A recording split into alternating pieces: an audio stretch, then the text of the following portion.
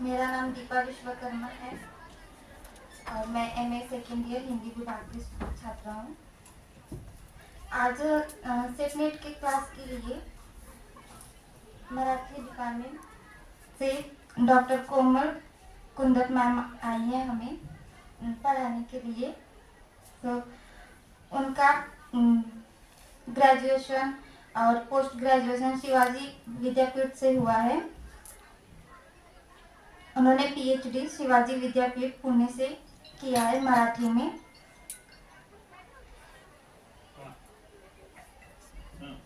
Sorry ma'am, sorry sorry sir.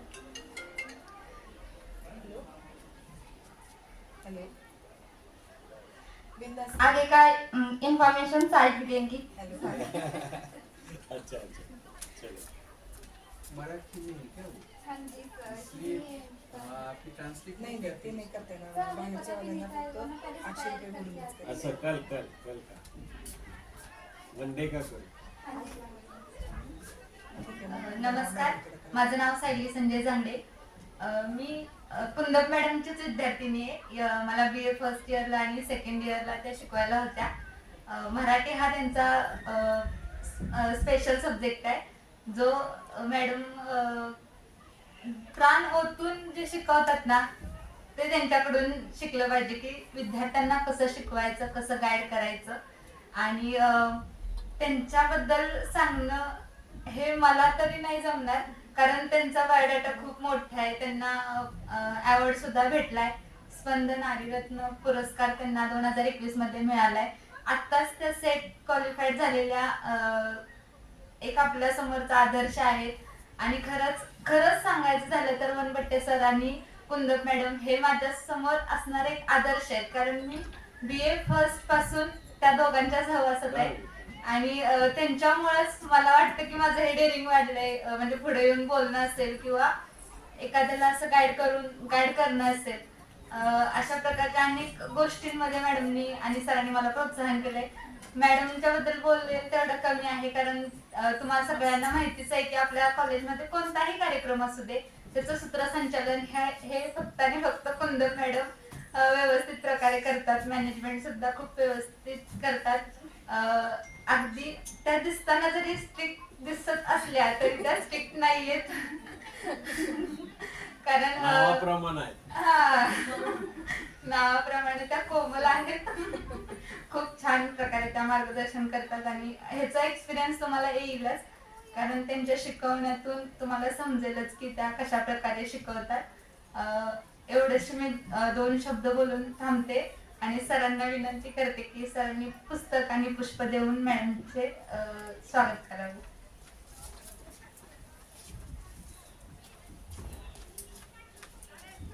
Photo काढून घे.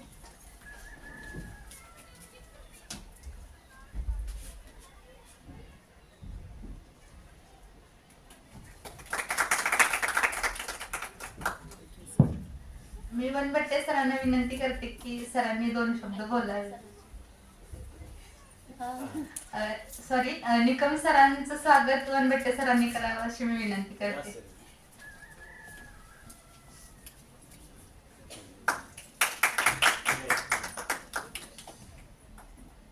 बिनबुडाई मेहमान।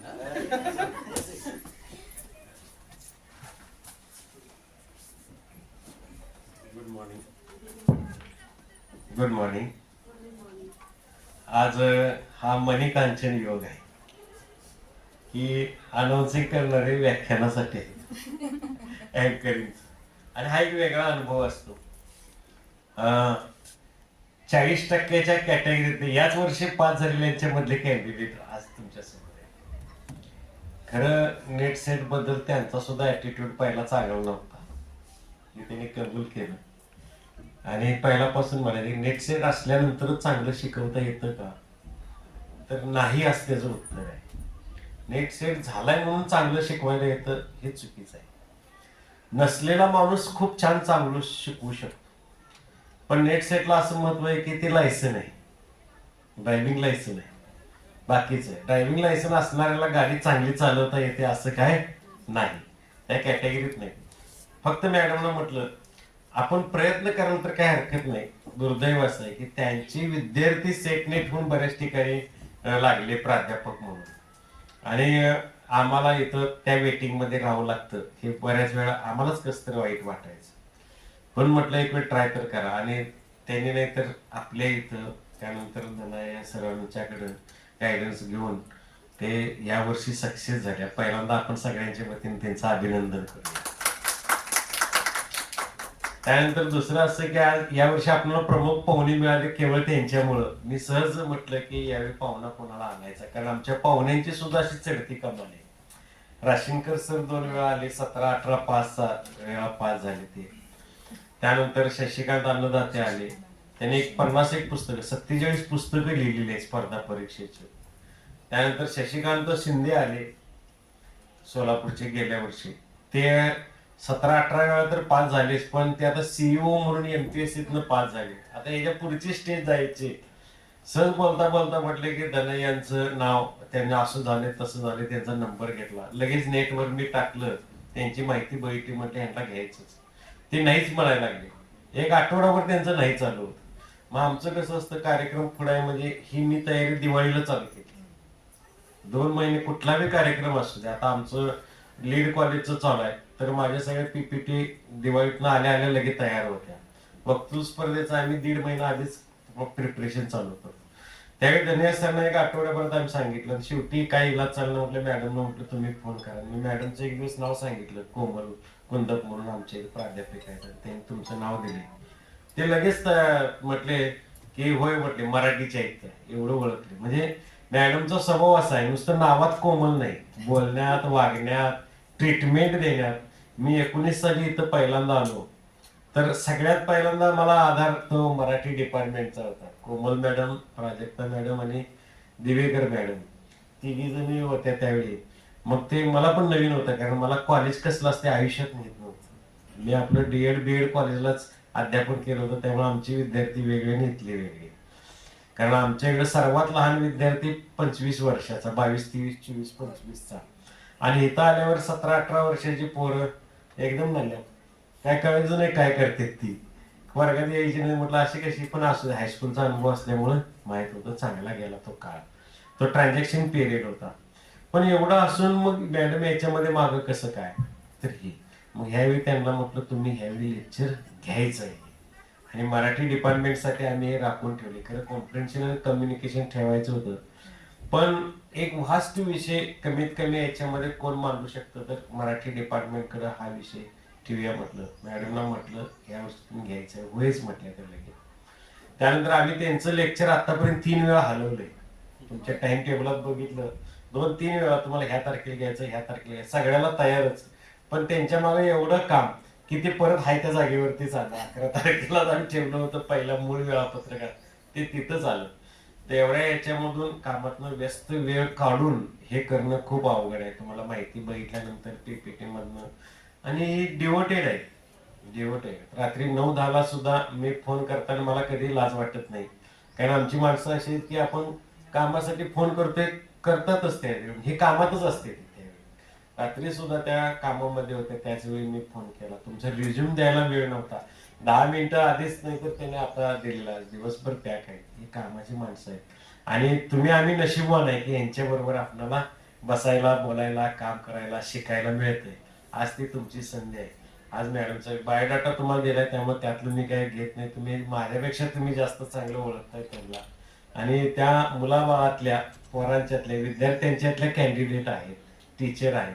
त्यामुळं विद्यार्थ्यांना त्यांचा प्राध्यापकांपेक्षा जास्त परिचय आहे. ह्या सगळ्याचा लाभ आपण घेऊया. तुम्ही हे लेक्चर पुरतं मॅडमचा आपला काही संबंध नाही. हे लेक्चर एक फॉर्मॅलिटी आहे. वर्षभर तुम्ही त्यांच्याकडनं सगळ्याच नोट्स, पहिल्या पेपरच्या सर्व माहिती, अभ्यास, अभ्यासाची ट्रिक आणि या विषयातलं काय पाहिजे त्यांच्याकडनं कधीही विचारा, कधीही घ्या, कधीही त्या तयार असते, याची मलाच गॅरंटी आहे.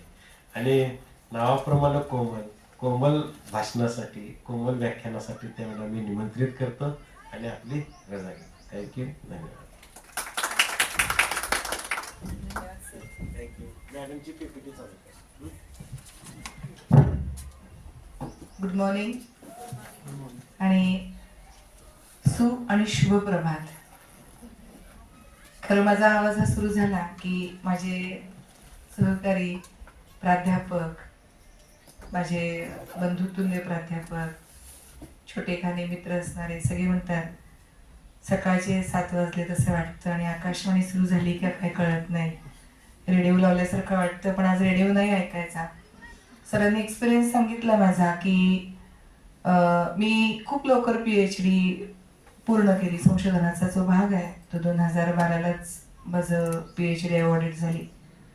आणि एकदा सेट एकदा नेट मी परीक्षा दिली आणि 2 मार्कासाठी एकदा नेट सेट अगदी हार्डली 2 मार्कासाठी गेली. नंतर म्हटलं की थोडंसं माझा या परीक्षेकडे पाहण्याचा दृष्टिकोन जरा वेगळा होता की मला असं वाटायचं की ही परीक्षा झाली किंवा आपण शिकलो तरच प्राध्यापक होऊ शकतो का? नाही, असं आपल्याला पोटतिडकीनं शिकवायचं आहे. शाळेमध्ये शिकवणारे शिक्षक हे सेटनेट असतात का? मला एक साखरेबाई म्हणून शिकवायला कोपरगावला शिक्षिका होत्या आणि त्यांनी सुद्धा तितक्याच पोटतिडकीनं शिकवलं. कदाचित त्यावेळेला त्यांना शिक्षण घेताना खूप हालाकीची परिस्थिती असेल. आणि घरामध्येच आदर्श होते माझे वडील आदरणीय डॉक्टर कन्हैया बाबूराव कुंदप, की ज्यांना मी कधी स्वर्गवासी लावत नाही. जरी नसले सोबत तरी ते माझ्या सोबत असतात. आणि माहित नाही मला स्वर्ग नरक असतं की नाही काय या गोष्टी, पण इतके सुंदर जीवन त्यांनी मला दिले तर निश्चितच त्यांचे आशीर्वाद माझ्यासाठी महत्त्वाचे आहेत, हेच मला महत्त्वाचं आहे. आणि सेटनेटच्या बाबतीत वनपट्टे सरांना मी हार्डली 2021ला जेव्हा ॲड आली होती मी सरांना म्हणलं सर फॉर्म भरू का? म्हणजे मॅडम भरा ना. म्हणजे सर काय म्हणलं, माझा काय अभ्यास नाही म्हणलं. नाही जरा करा मॅडम, तुम्ही करू शकता. कायम पॉझिटिव्ह हा, म्हणजे ठीक आहे म्हणलं. फॉर्म भरला. मी परीक्षेला जाऊ शकले नाही घरातल्या जबाबदारीमुळे. मग मी 23चा फॉर्म भरला, 22चा फॉर्म झाला ना. आय थिंक लॉकडाऊनमध्ये पेपर झाला होता, दोन्ही पेपर एकत्र आले होते आणि रिझल्ट लागला. आणि तेही मला माहीत नव्हतं की रिझल्ट आलाय वगैरे लागलाय. संध्याकाळी असंच घरातला होताना मला फोन आला की सेटचा रिझल्ट लागलाय म्हणून. बघितलं, -0.67 मार्कासाठी माझा निकाल गेला होता. -0.67. आणि 2 मिनिटं डोक्याला मुंग्या आल्या माझ्या. आणि आयुष्यात कधीही डोळ्यात पाणी येत नाही, पण त्या दिवशी पाणी आलं. आणि माझे मिस्टर आले होते घरात आणि मला म्हणले आज गंगा यमुना सरस्वती लग्नात पण आल्या नव्हत्या, आज एवढ्या डोळ्यात पाणी का भरलंय म्हणले मला.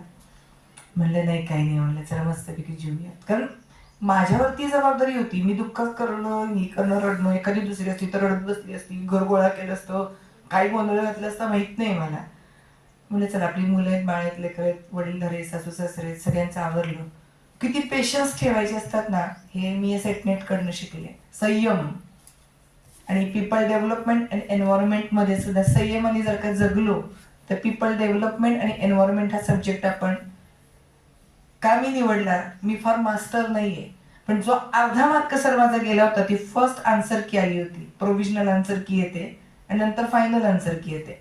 त्या प्रोव्हिजनल आन्सर की मध्ये मला याच टॉपिकवरचा प्रश्नाची द्विधा मनस्थिती होती. जे ऍक्ट आहेत ते मी पाठ नव्हते केले, अगदी प्रामाणिक सांगते. जस्ट वाचून गेले होते, सिर्फ पडके गई थी मैं. आणि वाचून गेल्यानंतर मला असं वाटलं काही नाही, लक्षात राहते आपण शिकवतो तेवढ्या मुलांना ते काय. आपण मी गाईडलाईन केलं, मी सेटनेट झाली की पेढे आणून द्यायचे. अरे जमतं, इझी आहे असं म्हणलं. मी सुद्धा गेले आणि जेव्हा प्रोव्हिजनल बघितलं मी त्याच वेळेला म्हटलं मला या टॉपिकवरती जरा उडलं तर माझा इथंच मार्क उठणार आहे, म्हणजे कॉन्फिडन्स सांगते. आणि जेव्हा फायनल आन्सर केली ना, माझा हाच प्रश्न चुकला होता यातलाच. मला आता ह्याला बघितलंच पाहिजे या प्रश्नाला आणि या टॉपिककडे. आणि सरांनी मला सांगितलं हाच घ्यायचा. म्हणलं सर हा सोडून कुठला पण द्या. म्हणलं नाही म्हणले, ह्याला अजून कोण नाही आणि हा जरा वाचते, जरा तुम्ही घ्या. बरं म्हणलं ठीक आहे, काही हरकत नाही, घेते म्हणलं. पण ह्या प्रश्नाला तोड देण्यासाठी काही माहीत नाही की. आणि धन्या कवडगी सर अगदी मला गुरु अक्षरशः मोबाईलवरनं लागले. आपण मोबाईलचा वाईट वापर करतो विद्यार्थ्यांना, पण योग्य वापर केला तर यश आपल्या जवळ असतं. आणि ज्या पेपरला मला 50 मार्क पडणं अवघड होतं, 48-49ला गाडी अडायची माझी. आणि जिथं 50 मार्क पहिल्या पेपरला आपण घेतो ना, तिथं आपण निम्मी मॅच जिंकलेली असते, एवढं लक्षात ठेवा विद्यार्थ्यांना. मी 78 मार्क्स घेतलेत आता, जे 2024 मी झाली त्यावेळेला. आणि त्यामुळे ह्या गोष्टी घडून आल्या. मी पूर्व इतिहास त्याच्यासाठी तुम्हाला सांगितला.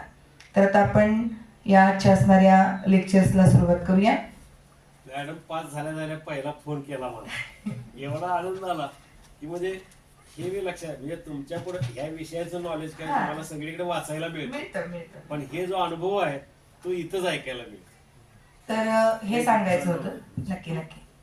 Okay sir. तर तुम्हाला सांगितलं अवघड नसतं, फक्त टाइम शेड्यूल करायचं. तुम्ही सगळ्यांनी मला ते सांगायचं जे उपस्थित आहेत सेटनेट साठी जे आलेले आहेत, पीपीटी डझंट मॅटर. मी सांगते ते नोट डाऊन करून घ्यायचं. मी पोटतिडकीनं सांगते, आता सांगितलंच, माझ्या विद्यार्थिनीने सांगितलंच, ती शिक्षिका बरं आमच्याकडे आणि ती सेट होऊन आता येणार आहे आणि पहिला पेढा ती मला देणार आहे. तिला सगळी मदत, सगळ्यांनाच माझी सगळी मदत असणार आहे. धनया कवडगी सरांचंच पुस्तक माझ्या हातात आहे आता, म्हणजे माझ्यासाठी गीता आहे खरं ही. तर 10 टॉपिक बघितलेत प्रामाणिकपणे. 10 टॉपिक बिन पुस्तक उघडता सांगता येतील. सिलेबस पहिला कोणता, दुसरा कोणता, तिसरा कोणता, चौथा कोणता, झोपेत विचारलं तरी सांगता आलं पाहिजे. गुरु किल्ली सांगते मी. आधी पहिले तुम्हाला कीज सांगणार मी, अभ्यास कसा करायचा. जो स्टडी तुम्ही अभ्यास करणार सेटनेटचा तो कसा करायचा. 1 ते 10 टॉपिक हे तुमचे तोंडपाठ पाहिजेत. दुसरी गोष्ट, त्याच्यामधले सब पॉइंट सुद्धा तुम्हाला माहिती पाहिजेत की पेपर, आता सपोज पीपल डेव्हलपमेंट आहे, काय काय येतं, पर्यावरण म्हणजे काय, लोकसंख्या वाढीचा काय परिणाम होतो का. आता हा विषय पाहिला तर भूगोलाचे शिक्षक इथं पाहिजे. तर तुम्हाला वाटलं असेल मराठी, हे असं नाहीये. हा पेपर 1 आहे, तो सगळ्यांसाठी ऑल एक कंपल्सरी आहे. आणि डोक्यात एकच ठेवा, तुमच्या पेपर जो आहे, जो सब्जेक्ट आहे तुमचा, इंग्लिश असू दे, हिंदी असू दे, गुजराती, कोणताही सब्जेक्ट असू, इव्हन कम्प्युटर असू दे, त्याच्यासाठी तुम्हाला किती मार्काचे पेपर प्रश्न असणार आहेत. 100 प्रश्न असणार आहेत. पहिल्या पेपरला किती प्रश्न असणार आहेत. 50. एकूण 150 प्रश्नांपैकी आपल्याला 300 मार्क घ्यायचे. 300 पडतात का. पडत नाहीत. पहिल्या पेपरला मिनिमम 50 घ्यायचे, दुसऱ्या पेपरला मिनिमम 100 घ्यायचे. एवढं डोक्यात टार्गेट, दिवस रात्र हे राहिलंच पाहिजे फिक्स की 150 मार्क मला घ्यायचे. थोडस उलट करायचं विद्यार्थिनीनं. आपल्या सब्जेक्टमध्ये आपण मास्टर असतो, कधीतरी ओव्हर कॉन्फिडन्स जातो आपल्या विषयात. आता आपला 1 नंबरचा जो पेपर आहे तो आपल्या विषयाशी निगडीत आहे का. नाही, सगळ्याशी निगडीत आहे. इयत्ता 1 ते इयत्ता 10वी आहे. मी तर म्हणेन त्याचा सिलेबस जर का बघितला तर या टॉपिक मधले हे 10 जे आहेत प्रकरण, ते प्रत्येक प्रकरण तुम्हाला 5-5 मार्क देणार आहे. 5-5 प्रश्न आहेत, 10 मार्क देणार आहेत तुम्हाला त्याचे. आणि 100% आहे. म्हणजे ह्या सिलेबस मध्ये असं म्हणतात की खूप वास्ट असतो, खूप अभ्यास करायला लागतो, खूप पुस्तकांचं रिडिंग पाहिजे. हे तुमच्या सब्जेक्टसाठी ठेवा. नक्कीच मराठीसाठी करायचं तर वास्ट अभ्यास करावा लागतो, हिंदीसाठी करावा लागतो, लँग्वेजसाठी तर खूप आहे. रोज होऊ घातलेले लेखक, कवी हे सुद्धा माहिती पाहिजेत. संशोधन काय झालं, तुमचे जर का सायन्सचे सब्जेक्ट असतील तर तुम्हाला त्यातल्या गोष्टी माहिती पाहिजेत. राज्यशास्त्र विषय असेल तर तुम्हाला राज्यघटना, आता नवीन कलम कोणती झाली आहेत. काल एक सेटनेटचे एक ग्रुप आहे, त्याच्यावर मी बघितलं तर MA बी म्हणजे MA मास्टरी झाली तरी तुम्ही प्राध्यापक होऊ शकता वगैरे, असं ते मी वाचलं. पण हे काही तुम्ही ग्राह्य धरू नका. या गोष्टी ऐकायला छान वाटतात, पण आपण बायोडेटा आपला स्ट्रॉंग करायचा. मला एक सर्टिफिकेट त्यात लावायचं होतं, अजून 2-4 सर्टिफिकेट वेगळी लावायचे, यातली नाही, आता एक झालं. पण आपलं ध्येय आपलं मोठं असलं पाहिजे. तर हे 10 टॉपिक तुम्हाला माहिती पाहिजे. आता पहिला टॉपिक तुमचा झाला, लास्ट लेक्चर आहे तुमचा. कदाचित तुम्ही जे मोटिवेट झालेलं आहे 10 दिवसात, ते डिसमोटिवेट घरी गेल्यावर व्हायचं नाही. काय करायचं, तुम्हाला ज्या नोट्स मिळाल्या असतील त्या सगळ्या नोट्स ज्या आहेत त्या पूर्ण वाचून काढायच्या. एकदा वाचून काढल्या, एकदा बंद करून वाचायच्या. आणि आपण लिहिलेल्या नोट्स, तुमच्या सगळ्यांकडे मोबाईल फोन आहे, ह्याच्यात आपल्या आवाजात रेकॉर्ड करायच्या. पूर्ण नोट्स रेकॉर्ड करायच्या, पान, शब्द आणि शब्द. प्रकरणाचं नाव, या प्रकरणात हे घटक आहेत, या घटकांवरती इतक्या मार्काचं विचारलं जाणार आहे आणि 100% तितकं विचारलं जातं. मी सांगू शकत नाही, आता माझा मराठी विषय आहे तर मराठी वाङ्मयाच्या इतिहासावर या टॉपिकवर 5 मार्काचं विचारलं जाईल का 2 मार्काचं विचारलं जाईल का 10 मार्काचं विचारलं जाईल हे मला माहीत नाही. पण मला या टॉपिक बद्दल अगदी आवर्जून सांगता येते की 100% विचारणार रे. मग सरांनी सांगितलं, धनया कवडगी सरांनी मला की मॅम तुम्हाला कोणते सब्जेक्ट यातले 10 टॉपिक मधलं तुम्हाला अवघड काय वाटतं ते सॉर्टिंग करा. तुम्ही काय करा, सिलेबस काढा, त्यातलं सॉर्टिंग करा की आपल्याला यातलं वाचून किती कळते, व्हिडिओज लेक्चर्स आहेत असतात खूप काही, त्याच्यातलं किती कळते, ते टॉपिक आहे त्याला टिक मार्क करा. आणि 10 पैकी 1-2 टॉपिक जमत नसतील तर बिनधास्त गाणा.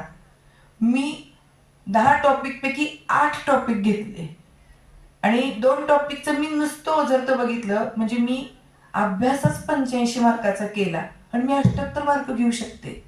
तर तुम्ही का नाही? म्हणजे कोण नाहीये, स्पेशल नाहीये. कुंदप मॅडम स्पेशल नाहीत. एक माणूस आहे. तुमच्यासारखं सकाळ दुपार संध्याकाळ तिला दुसरे विचार नाही आहेत. तर आहे. तुम्ही फक्त 2 तास अभ्यास करा. 1 तास करा किंवा 2 तास करा. मी सांगितलेलं आपल्या नोट्स आहेत त्या काय करायच्या, रेकॉर्डिंग करायच्या तुमच्या मोबाईलवरती. रेकॉर्डिंग केल्यानंतर त्या ऐकायच्या का? नाही ऐकायच्या. तर त्या नोट्स काय करायच्या, ते ठेवून द्यायचं आपलं. आणि जो टॉपिक मला वाटतं, आता पहिल्यांदा मी 4 टॉपिक होता अध्यापन कौशल्य, आहे ना, बरोबर आहे का? नाही आहे, अध्यापन कौशल्य मला आवडतं ते मनापासून, तर मी ते वाचलं. आता तुम्हाला ते अध्यापन कौशल्य वाचल्यानंतर प्रत्येक गोष्टीमध्ये म्हणजे एखाद्या घरट्यामध्ये चिमणी दिसली, ती तिच्या पिल्लाला खायला घालते, तर त्यात सुद्धा काहीतरी कौशल्य आहे. मुद्दा आठवायचा, स्किल आठवायचं, कोणतं आहे डेली रुटीन्समध्ये. आता आपण एखाद्या गोष्टीला, तर सर मला वाटतं पॉलिसी खूप छान सांगतात, तर त्या पॉलिसी सांगतात, त्यांना मी त्याला इन्फॉर्मेशन दिलं तर मी धड मला सगळी माहिती दिली, इथपर्यंत इत्थंभूत माहिती. त्यांच्याशी नंतर चर्चा करणार आहे मी.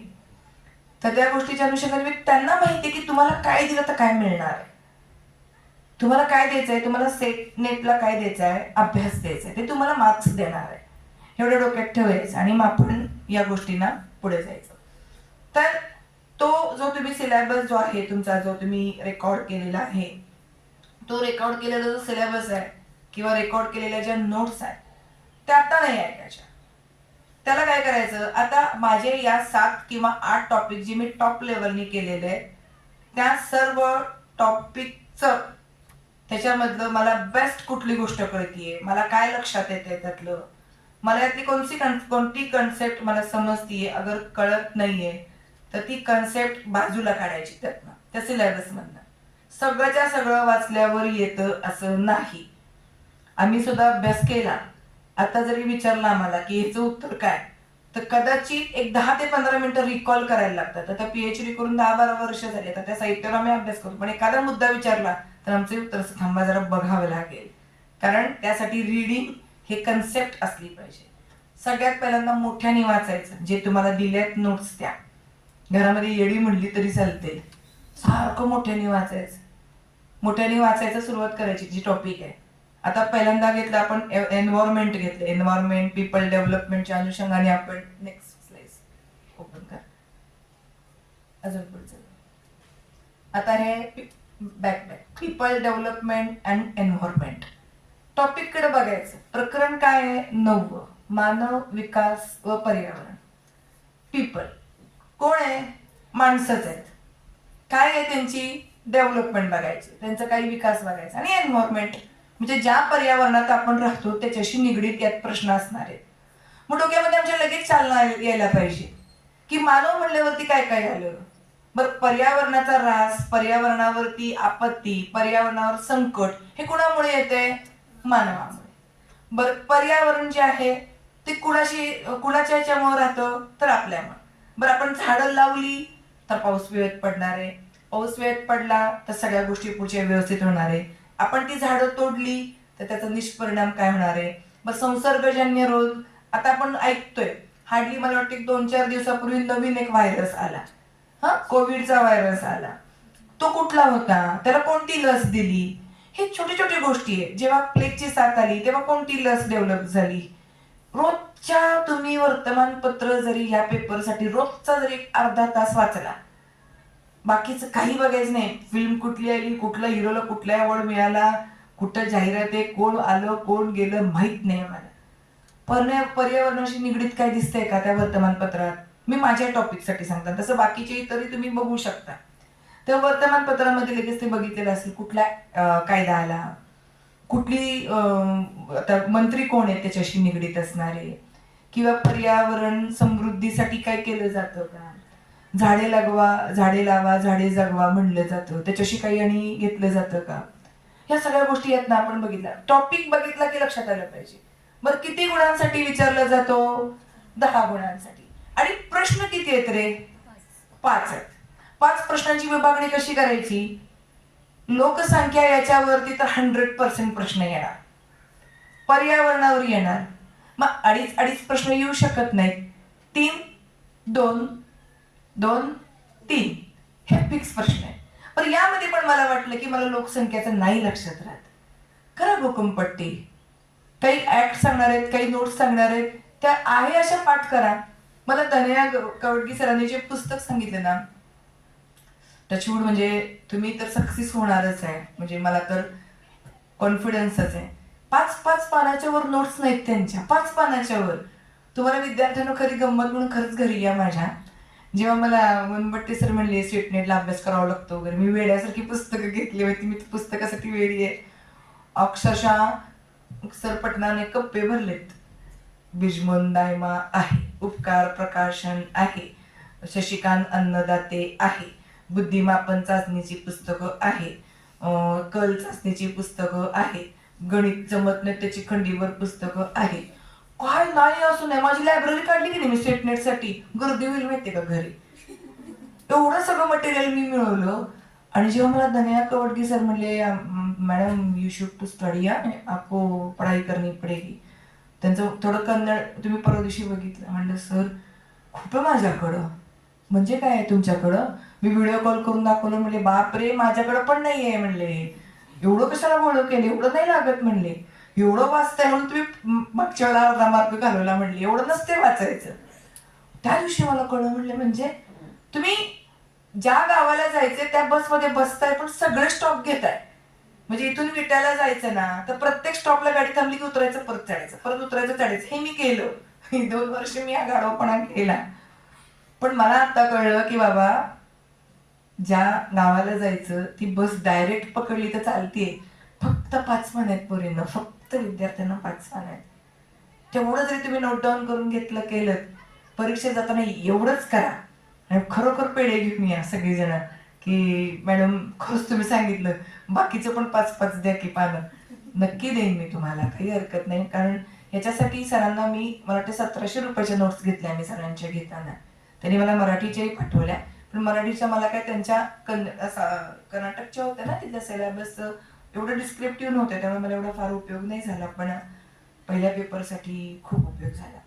आता पर्यावरणाचा अर्थ माहितीये का रे आपल्याला सर्वांना? शाळेमध्ये झाले की नाही? इव्हन EVS म्हणून आता पुस्तक असते. मला वाटते 1ली, 2री, 3री, 4थी, 10वी पर्यंत आहे.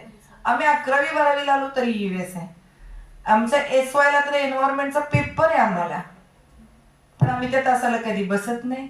आम्हाला तो विषय गरजेपुरती वाटतो आणि आम्ही त्याचा हे करतो. पण त्या पेपरवरती मुक्त विद्यापीठाचं एक पुस्तक आहे पर्यावरणाचं. पर्यावरण मी नाव आता लक्षात नाही माझ्या, पण तुम्ही गेलात आपल्या मुक्त विद्यापीठाच्या इथं तर ते एन्व्हायरमेंटचं इतकं सुंदर पुस्तक आहे.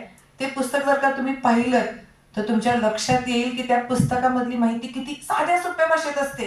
कारण 8वी ते 21 वर्षाची मुलांपर्यंत, आणि आपण थोडंसं 21-22 वर्षाची आता असतो या परीक्षा देतो तेव्हा, तर त्याचा सगळा कोड, त्याचा सगळा सार यात येते. पर्यावरणाची सगळ्यात महत्वाची व्याख्या दिली आहे की मानवाच्या सभोवतालच्या परिस्थितीस पर्यावरण म्हणतात.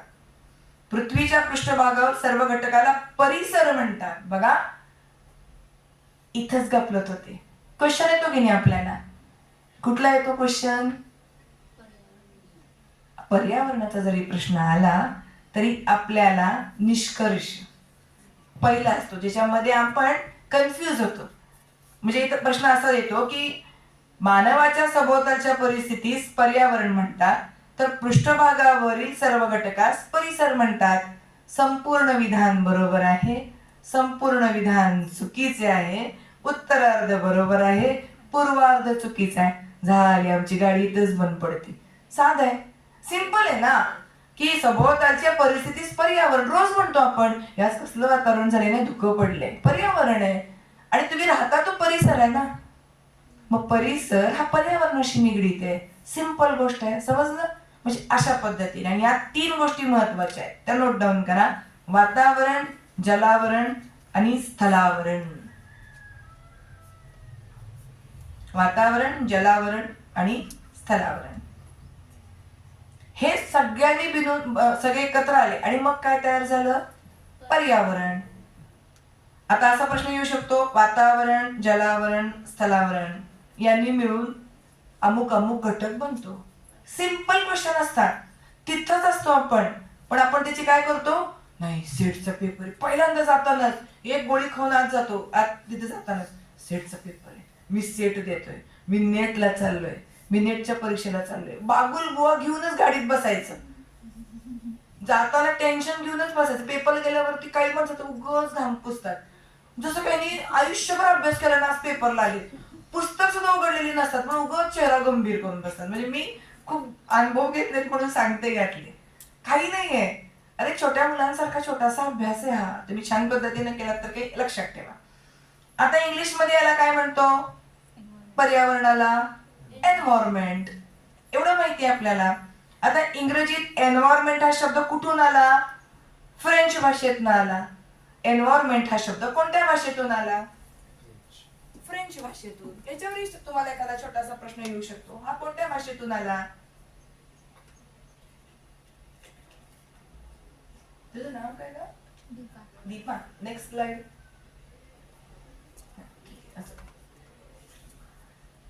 लक्षात आलं? कुठून आला? फ्रेंच मधून आला.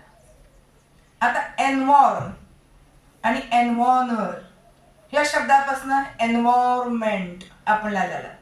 सगळे त्याच्यामध्ये सहभागी असतात, ते पर्यावरण असतं. समजलं? म्हणजे सराउंडिंग हा शब्द लक्षात ठेवायचा.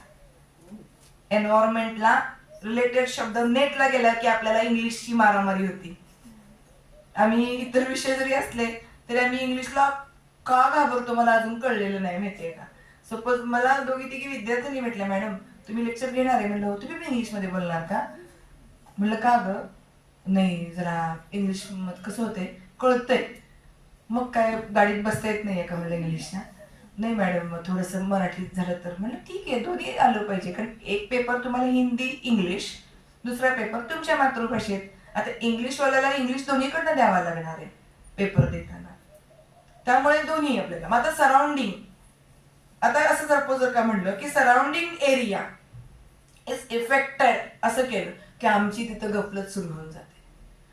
पर्यावरणाशीच निगडीत असणारा सराउंडिंग आहे, त्यामुळे सराउंडिंग शब्द कुठेतरी लिहून ठेवायचं, लक्षात राहतो आपल्याला.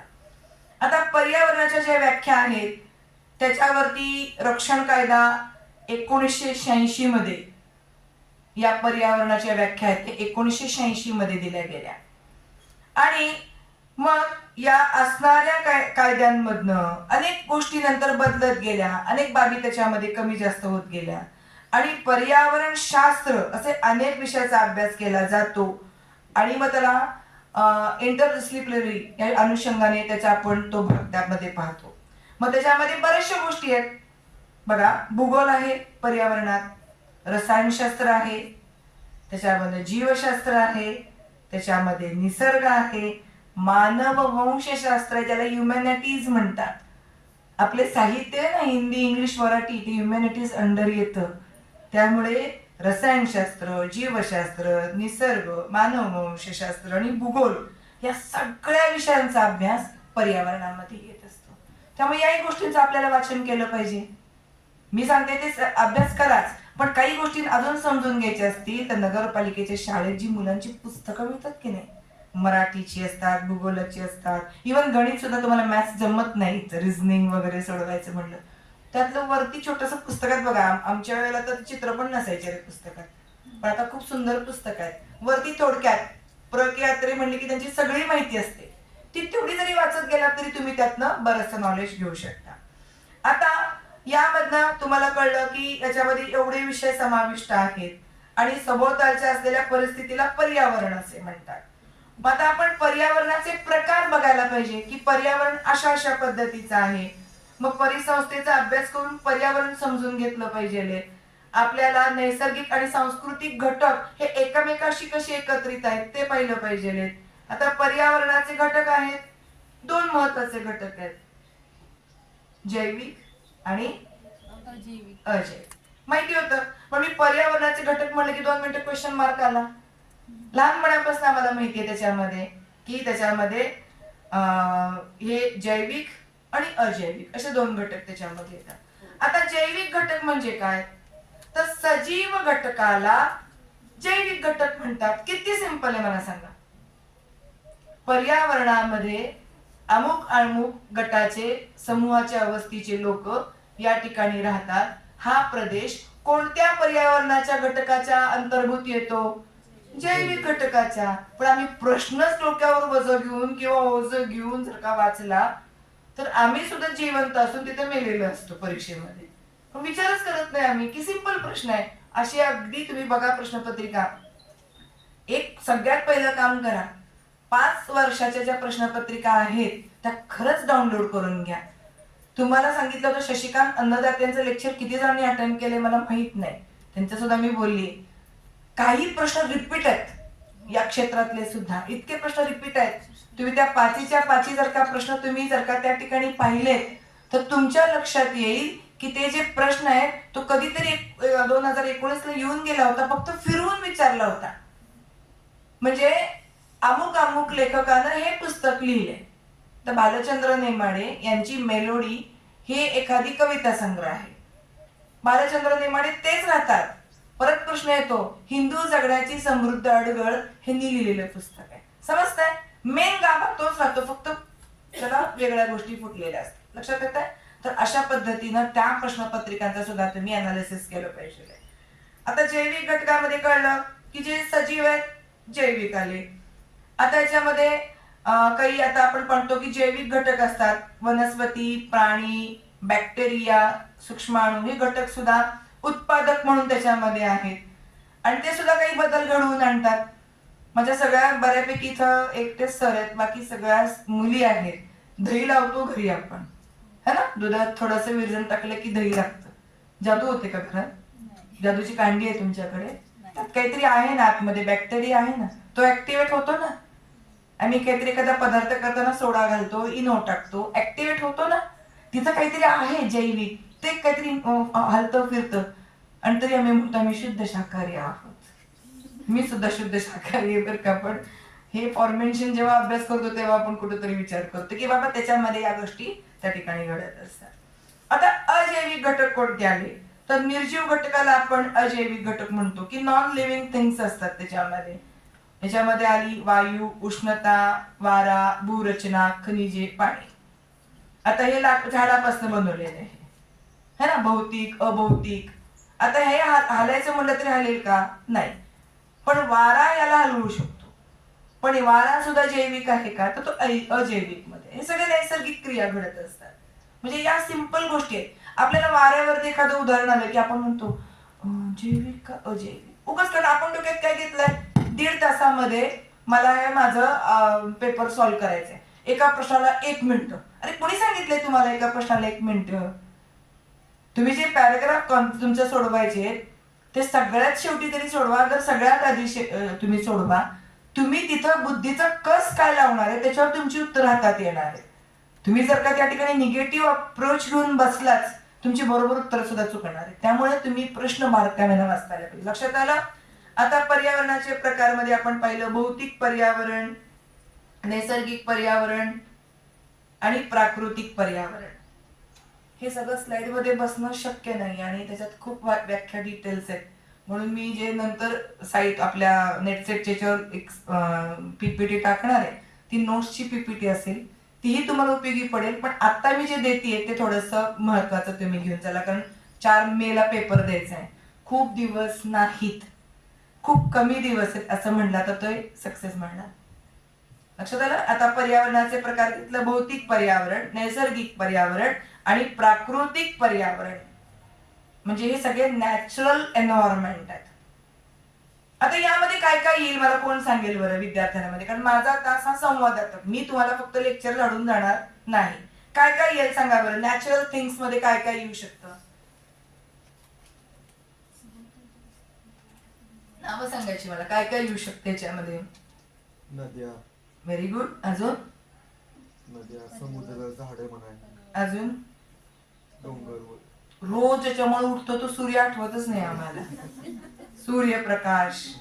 या वर्गात आता लाईट गेली, पंखे बंद, आता हवा नाही आली है ना. तयार करता येते कुणाच्या घरी हवा वगैरे तयार होतीये का? सूर्याची लाईट वगैरे डब्यात भरून ठेवलीये, गावाला चाललोय, ट्रॅव्हल करतोय, तिथे गॅस नाही मिळाला तर सूर्यप्रकाश डब्यात भरलाय, नेलाय, चालतंय. आहे कोणाकडे सिस्टीम मला द्या असेल तर. बर, ह्या सगळ्या गोष्टी येतात. म्हणजेच काय, पाणी, सूर्यप्रकाश, हवा, मृदा, खडक हे नॅचरल या गोष्टींमध्ये येतात. तसेच भौतिक पर्यावरण याला सुद्धा असं आपण म्हणतो. म्हणजे हवामान, भूरचना, वनस्पती, खनिजे, मृदा, पाणी, पर्वत याच्याशी रिलेटेड येतात. आता मानवाला राहण्यासाठी योग्य स्थळाला परिसर म्हणतात. मग अशी मी पर्यावरण सांगितलं. आपण नेहमी म्हणतो, लहान मुलांना सांगतो किंवा आपणही बोलताना म्हणतो, तुम्ही चांगल्यांच्या सहवासात राहावा, चांगल्या परिसरात राहावा. चांगल्याचा अर्थ मला अजून सापडलेला नाही. चांगले शोधत बसले असते तर आमचे छत्रपती शिवाजी महाराजांकडे मावळे हे सगळ्या प्रकारचे होते. त्यामुळे आपण डोक्यात एक ठेवायचे, सगळेच चांगले आहेत. मग परिसर आपण शोधतो, ज्या ठिकाणी राहणार. कुठे राहतो रे आपण, राहायची सोय बघतो. तुम्ही बनगरवाडी वाचा कादंबरी व्यंकटेश माडगुळकरांची. एक लेखक जेव्हा दुसऱ्या गावाला जातो शिकायला, नोकरी करायला, तेव्हा तो म्हणतो, विचार करतो की मी जातो या गावातनं, पण मला या ठिकाणी राहायचं असेल तर मी पहिलं काय सोय बघतो रे, कोणत्या गावात जायचं असेल, पाणी कुठे.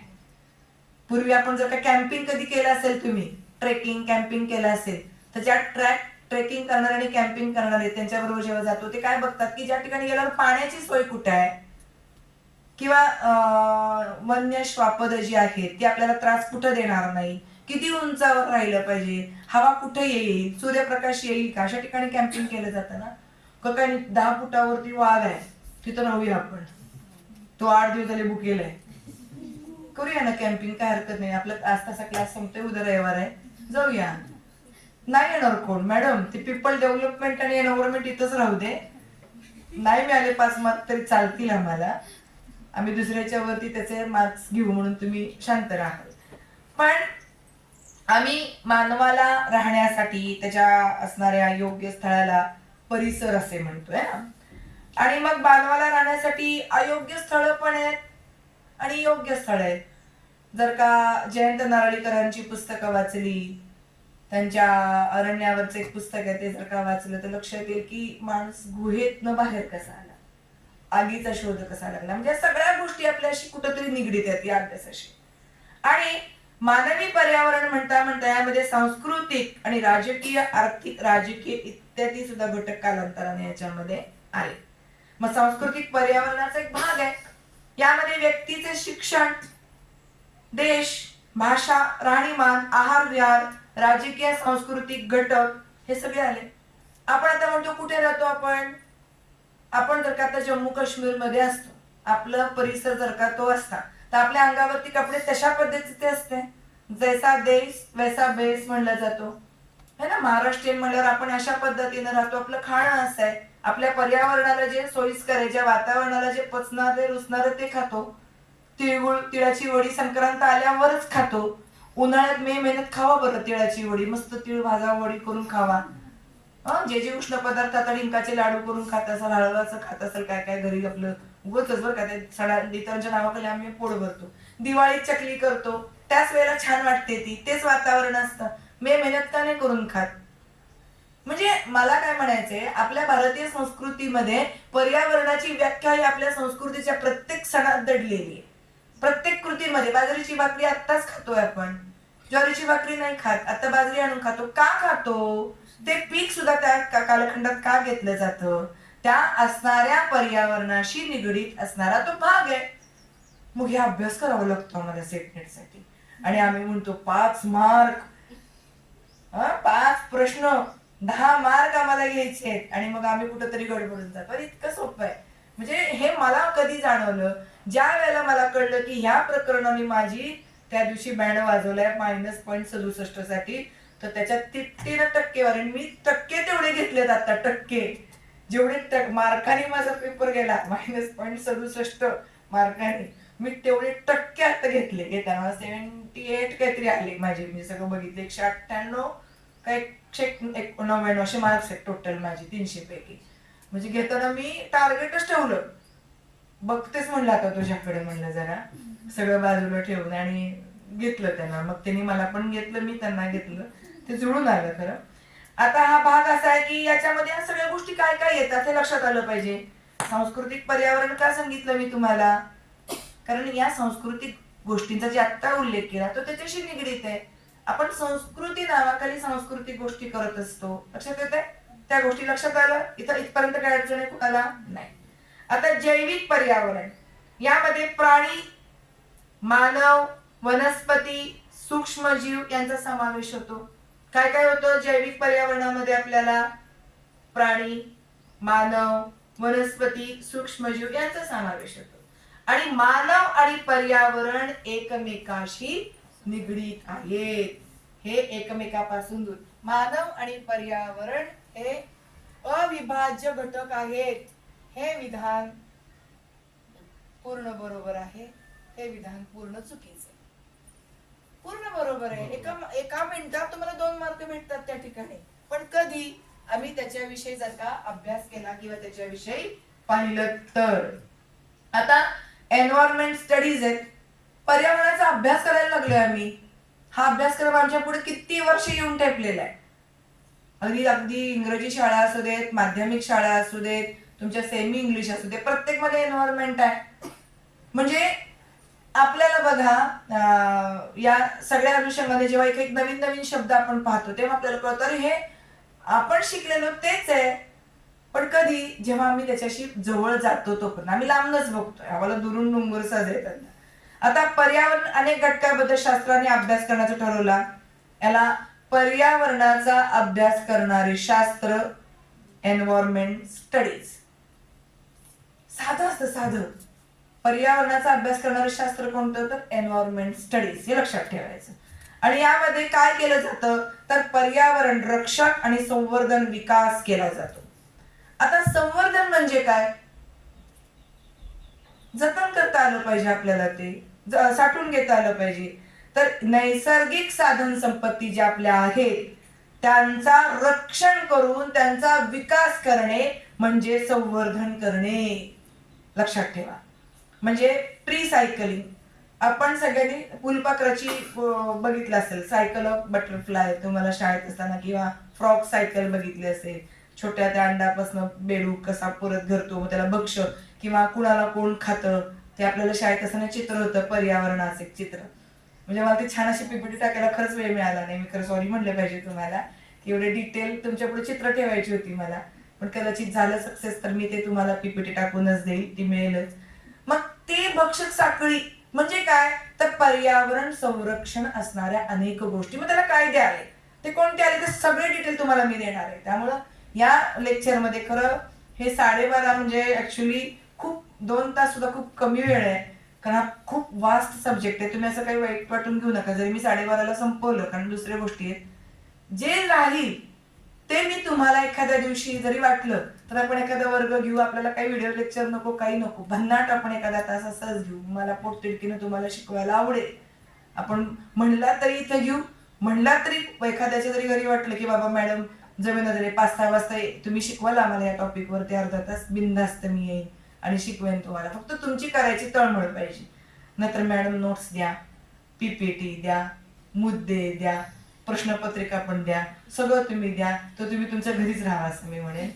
तर थोडंसं मला तुमच्याकडनं पाहिजे. तर संवर्धन कळलं, त्यासाठी काय लक्षात ठेवायचं विद्यार्थ्यांना?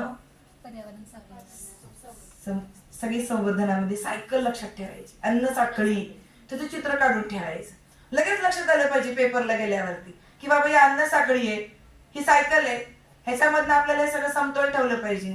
आता बघा बिबटे येत आहेत, कुठं काय काय घरांमध्ये प्राणी निघतात, आता साप निघतात कुठं ठिकाणी, कारण आपण ते सगळं डिस्टर्ब करतो त्यांची लाईफ. आता वणवे लागतात एवढे मोठे मोठे, आणि त्या ठिकाणी बऱ्याचशा गोष्टी अस्तव्यस्त होऊन जातात. त्यामुळे ते महत्वाचे आहे. आणि पर्यावरण आणि जैविक घटकामध्ये सगळ्यांमध्ये या गोष्टी फार काळजीपूर्वक पाहायला लागतात. आता जर का आपण पाहिलं तर वनस्पती हे आहार तयार करतात. आपल्याला सगळ्यांना माहितीये सूर्यप्रकाश मिळतो. सूर्यप्रकाश मिळाला की ती वाढते, फुलं फळं त्या ठिकाणी येतात, त्यामधनं जी हरितद्रव्य तयार होतात, त्यातनं तयार होणारे अनेक त्यातली आतली जी पौष्टिक द्रव्य आहेत, ह्या सगळ्या बाबी सुद्धा आपल्याला तितक्याच बारकाव्यानं पाहायला पाहिजेत. आणि सगळ्यात सोपं उदाहरण अन्न साखळीचं लक्षात ठेवायचं. का तर फूड सायकल हे लक्षात ठेवलं की पर्यावरणाशी असताना समतोल आपण कसा ठेवायचा ते कळतं. आता जर का आपण पाहिलं इकोसिस्टीमचे जर का 3 दृष्टिकोन आहेत, त्याच्यामध्ये एका जातीच्या विविधतेमध्ये असलेले घटक असतात, विविध प्रकारच्या प्रजाती असतात, त्यांचे बदल होत जातात, आणि एका विशिष्ट प्रदेशातील अनेक प्रजाती असतात. म्हणजे इकोसिस्टीम असते. आपण जे म्हणतो हा समूह, तो कळलं, या गोष्टी. पण त्या आपण जेव्हा एकत्रित पाहतो तेव्हा त्याच्या अनुषंगाने तो भाग आपल्याला लक्षात येणं गरजेचं आहे. आता कोर झोन या प्रदेशात नैसर्गिक प्रदेश म्हणतात. कोर झोनला कोणता प्रदेश म्हणतात? तर या प्रदेशाला नैसर्गिक प्रदेश म्हणतात. मग कायद्याच्या साह्याने हा भूभाग पूर्ण करणे, त्याला सुरक्षण त्याच्यामध्ये असते. यामध्ये वनस्पती किंवा प्राणी स्वतंत्रपणे जगतात. कोणत्याही या भागामध्ये प्रदेश असा नसतो. ह्याच्यासाठी जो केलेला भाग आहे त्याला कोर झोन असे म्हणतात. आता या कोर झोनच्या आजूबाजूचा प्रदेश आहे त्याला या ठिकाणी बफर झोन असे म्हणतात. ते माहिती पाहिजे. कोर झोन, बफर झोन असे झोन असतात. या भागात केवळ संशोधनाचे काम करण्याची मान्यता आहे. संशोधनाचे काम करण्याची मान्यता कोणत्या झोन मध्ये आहे? तर बफर झोन मध्ये मान्यता आहे. म्हणजे आज तुम्हाला मी जरी प्रश्न संच नाही दिला तरी तुमच्या समोर आज किती प्रश्न आणि किती उदाहरणं ही पुढे यायला लागलेली आहेत. त्यानंतर तुमचा तो ट्रान्झिशन झोन येतो. यामध्ये नॅशनल पार्कच्या बाहेरचे भाग आहेत. तिथली स्थळ लोक मॅनेजमेंट करणारे अधिकारी आहेत, त्या याच्यामध्ये काम करतात. परत 1986 मध्ये राष्ट्रीय जैव विविधता परिषदामध्ये प्रथम वेळी जैव विविधता, बायोडिव्हर्सिटी या शब्दाचा त्यांनी उपयोग त्या ठिकाणी केला. कधी? एक लक्षात ठेवायचं, 1886. एवढं लक्षात ठेवलं की आपल्याला पुढचं वाक्य सगळं लक्षात येऊन जातं. फार अभ्यास करायचा नाही. एवढी पुस्तकं गोळा केल्यानंतर मला हे 4 पानांनी शिकवलं की एवढी पुस्तकं नको आहेत आपल्याला. सेट नेट मध्ये नाही तर तुम्ही रोजचं आपलं MA चाललंय त्यात तुम्ही आपल्या प्रत्येक शिक्षकांना जाऊन भेटाल, सर 4 पानं द्या फक्त. त्या कुंदत मॅडमने सांगितलं आम्हाला 4 पानच महत्वाची असतात, ती तिकडं इकडं. कारण हे सगळ्याचा सार इथे माझ्याकडे आहे. पण तुमच्या विषयाला तुम्हाला अभ्यास चांगला केला पाहिजे. आणि एक विद्यार्थ्यांना लक्षात ठेवा, मिनिमम 55% वरती मार्क्स मिळाले पाहिजेत MA ला. जास्त मिळतात मला माहितीये तुम्हाला, नाहीतर ओव्हर कॉन्फिडन्स इकडे राहायचं, 50% सेटनेटचा अभ्यास करत बसायचो, तेही नको. संशोधनासाठी फर्स्ट क्लास लागतो, ते पण महत्वाचं ठेवा. तुम्ही रिसर्च स्टुडंट व्हायचं असेल तर म्हणजे या गोष्टी सुद्धा आपल्याला महत्वाच्या आहेत. छान आहे. MA सेकंड इयर, MA पहिलं वर्ष झालं म्हणजे 3री सत्र झाली की तुम्ही सेटला अपिअर होऊ शकता. आणि जर का क्वालिफाईड झालाच तर तुम्ही लगेचच जॉईन होऊ शकता. आता या सगळ्या ज्या गोष्टी आहेत याच्यामध्ये नॉर्मन मायर यांनी हॉटस्पॉट या शब्दाची संकल्पना 1988 मध्ये मांडली. हे वाक्य लिहून ठेवा. नॉर्मन मायर यांनी हॉटस्पॉट या शब्दाची संकल्पना 1988 मध्ये मांडली. बायोडायव्हर्सिटी ही जैवविविधता म्हणजे काय, ही सगळी माहिती याच्यामध्ये त्यांनी दिली आपल्याला.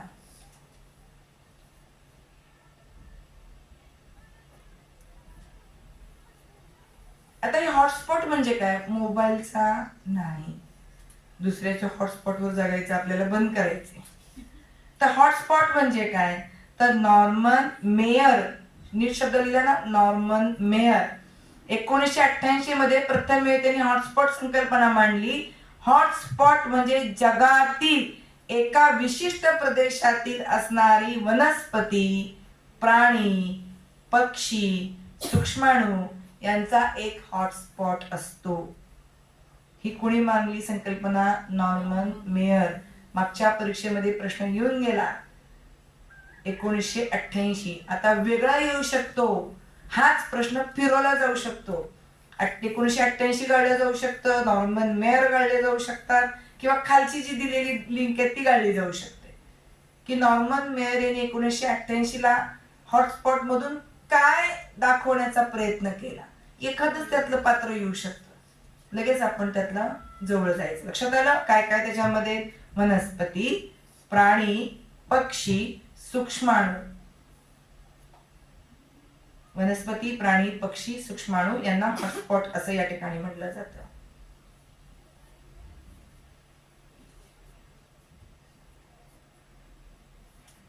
आता हेच एक उदाहरण सांगते. यांनी काय शोध लावला माहितीये? मादागाकर बेटा मध्ये रोजी पेरी विंकलन्स ही वनस्पती आहे. ही कशावर उपयोगी आहे माहितीये का? कॅन्सरच्या आजारावरती वनस्पतीचा उपयोग होतो. आणि या असणाऱ्या हॉटस्पॉट मेयर यांच्या या कार्यामुळं ते वनस्पती कशावर उपयोगी ठरते, काय आहे ह्याचा शोध लागला आणि ती नंतर त्याला पुढे जाऊन बऱ्याचशा गोष्टी यातनं घडल्या गेल्या.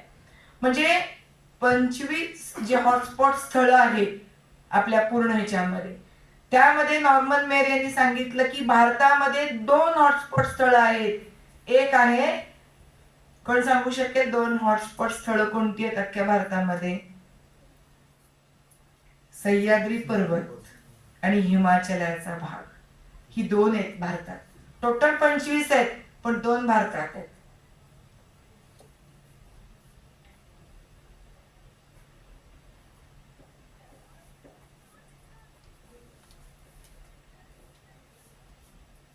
आता हुमस हे नायट्रोजनचे एक संग्रही असलेला भाग आहे. आणि यांनी काय वाटतं चांगलं काय होतं तर जी भूमी आहे, जी मृदा आहे त्याची फलवत्ता वाढते, त्याची क्वालिटी वाढते. हे एक लक्षात ठेवायचं. आता याच्यातनं पुढचा एक भाग सांगायचा झाला तर मला वाटतं तुम्हाला ज्या काही तपांबर, स्थितांबर, मध्यांबर, दलांबर, बाह्यांबर याबद्दल माहिती आहेच. पण या सगळ्यांबद्दल मी एक एक शब्दात तुम्हाला सांगणार, ते लिहून घ्यायचं. तपांबर मध्ये काय येतं? तपांबर लिहायचं. तपांबर म्हणजे काय कोण सांगेल मला? कुठल्या थराला म्हणतात तपांबर? तपांबर बघा, इयत्ता 8वी पास झालंय, 9वी झाली, 10वी झाली, 11वी 12वी झाली, FY SY TY झाले. SY ला तर अख्खा पेपर लिहिला मी एन्व्हायरमेंट सायन्सचा. बघा म्हणजे आम्ही फक्त विचार करायचा. तपांबर भूमीला लागून असलेला थर की ज्यामध्ये ढग, धुके, वादळे इत्यादी निर्माण होतात. यामध्ये बाष्प, नायट्रोजन आणि कार्बन डायऑक्साईडचे प्रमाण जास्त असते. बाष्प, नायट्रोजन आणि कार्बन डायऑक्साईडचे प्रमाण जास्त असते.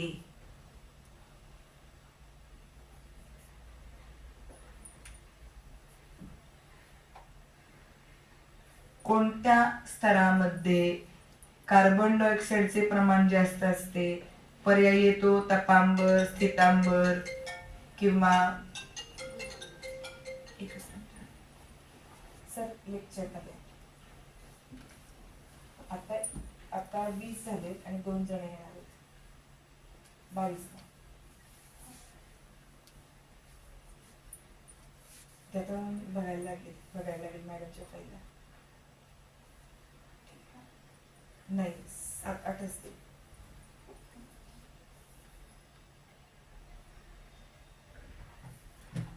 ते लिहू नका. 7, 8 आणि 10, 19, 22 ते लिहू नका. स्थितांबर कुठला सगळ्यात महत्वाचा वायू असतो रे स्थितांबरात?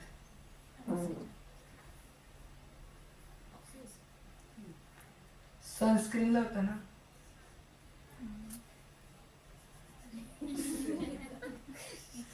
ते हो ते लावलं पाहिजे, नाहीतर हात रात जाईल. कोण आहे ते पण बघायचे नाहीत आमच्याकडं. कलरच बदलेल आमचा. ओझोन असतो का आपल्याला गरजेचं आहे का? ते गेलाच पूर्ण तर मग आपण कुठं जाणार? मग आफ्रिकेलाच गेलं पाहिजे. बरोबर ना? स्थितांबरामध्ये ओझोन O3 ओझोन वायूचा थर असतो. हे ओझोन सूर्यापासून येणारे प्रखर अतिनील किरणांपासून आपलं रक्षण करतात. कुठल्या स्तरात आहे? स्थितांबर. कितवीत शिकला?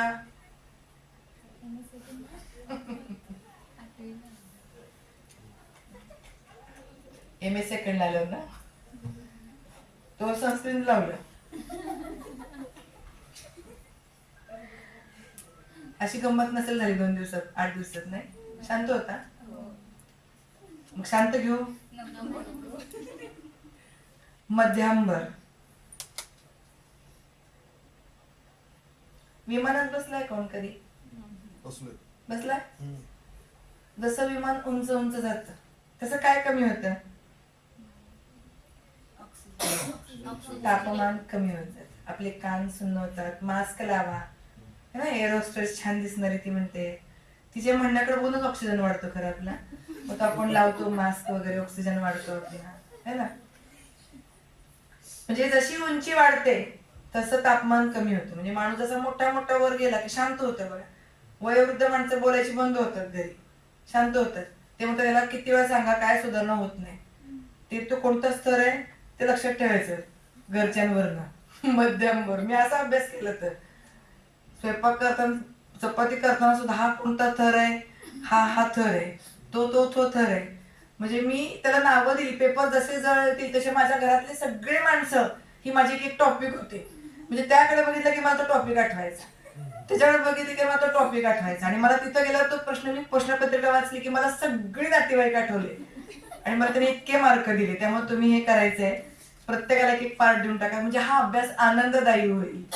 तुम्ही स्ट्रेस घेऊन करायचा नाही, आपल्याला आनंद घेऊन करायचा आहे. तर जशी थराची उंची वाढेल तसं तापमान काय होतं? कमी होणार आहे. दलांबर म्हणजे आज ज्या काही लहरी आहेत, जे काही टीव्ही बघतो आपण, जे काही रेडिओ ऐकतो, त्याच्या लहरी पृथ्वीकडे परावर्तित करणारा स्तर कोणता? दलांबर. किती किती कमी दिलं तुम्हाला मी माहिती, लक्षात येत आहे? त्याच्यामध्ये काय आहे? टीव्ही रेडिओचे रोटेशन्स कुठनं येतात किंवा त्याचे परावर्तित कुठल्या ह्याच्यातनं होतात, कोणत्या स्थळातनं होतात? दलांबरातनं. असे इतके साधे, म्हणजे तुम्ही तिथे ऑप्शन वाचले की तुम्हाला खरंच माझी आठवण येईल आणि आली पाहिजे, म्हणून तुम्ही तुम्हाला इतके लाईटली सांगते. आता जैवविविधतामध्ये जर का आपण पाहिले तर वनस्पतीचा, सजीवांचा जो काही भाग आहे याच्यामध्ये येतो. भरपूर आहे. मग टायगर प्रोजेक्ट आहे भारतात. एकूण टिंब ठिकाणी टायगर प्रोजेक्ट आहेत. असं जर का आपण म्हणलं तर किती प्रकल्प आहेत आपण एक्झॅक्टली नाही, पण 3 व्याघ्र प्रकल्प आपल्याकडे आहेत. ताडोबामध्ये आहे, मेळघाट मध्ये आणि पेच मध्ये आहे. हे माहिती पाहिजे, ऍटलीस्ट 3 तरी माहिती पाहिजेत आपल्याला. भारतात 3 व्याघ्र प्रकल्प आहेत. किंवा मेळघाट येथे कोणता प्रकल्प आहे? व्याघ्र प्रकल्प आहे. हे लक्षात यायला पाहिजे. ताडोबा, मेळघाट आणि दुसरा कुठला? पेच. तेच.